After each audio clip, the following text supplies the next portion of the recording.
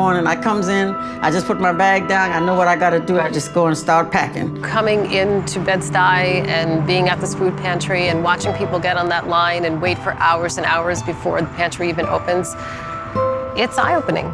It's a choice pantry, so it's all healthy food based on a point system, vegetables and fruits, dairy and protein, and then grains. They go in just like there's in a supermarket, that you're spending your own money. You look at your card and see how many points you have. When folks are hungry, you don't know, where they're coming from or how their days are going. We wanted bright colors. We wanted people to feel good when they came in and they were shopping. Having a place where people have dignity is very important. It's not always their fault that they can't afford fresh produce. It's not always their fault that they can't afford a decent meal. It could be a number of reasons why people can't eat.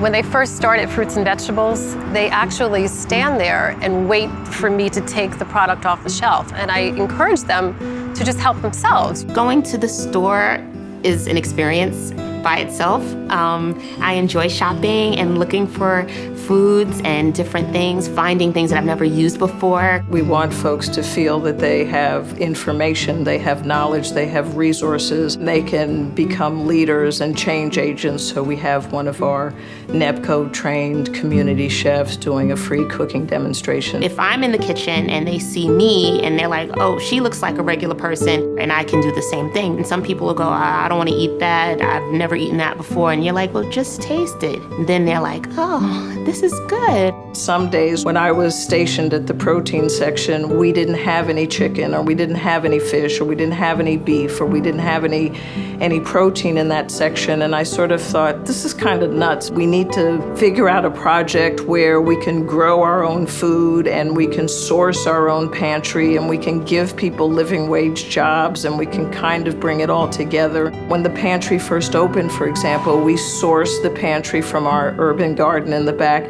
and that was really cool. Aquaponics is a system of growing fish and vegetables in a recirculating water environment. Whoever thinks of fish farming, and especially in Brooklyn. Very natural, very organic. The only thing you're doing is feeding your fish. And by feeding your fish, you're also feeding your plants. Yemi is working with us very closely. She has designed the aquaponics farm. She's going to build it 7 blocks south here of the pantry. The water, the fish, the plants, the nutrients, all that's going on is a very delicate balance, but it is so simple to set up and it's very simple to teach. People are just interested in growing food and want to learn how to grow food and want to feel more empowered. There's dignity in having power over what you eat. In this area, people tend to eat what's around them. Most times you're stuck with fast food. You have a lot of obesity and children are getting early onset diabetes and diseases that they could be avoiding if the food was healthier.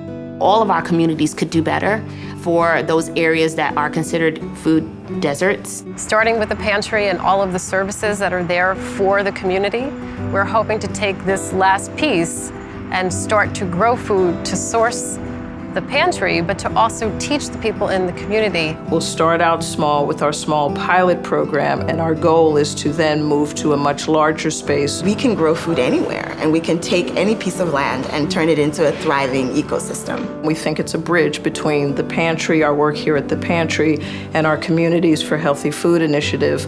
We're hoping eventually that the aquaponics farm will be self-sustaining. Oftentimes people feel that they don't have the power to make a difference in their neighborhoods, but you do. Young people come here, and while they're learning to cook and while they're learning to farm, they're also learning leadership skills that they can impact how their friends eat, how their families eat. It's boundless, and it all comes together and it all fits together. Every city in this country could have aquaponics and a food pantry and a place where this model can be set up. It's like, I need to do more. We need to do more. We need to, because I'd like to see the shelves filled all the time. It's just important work that really needs to be done.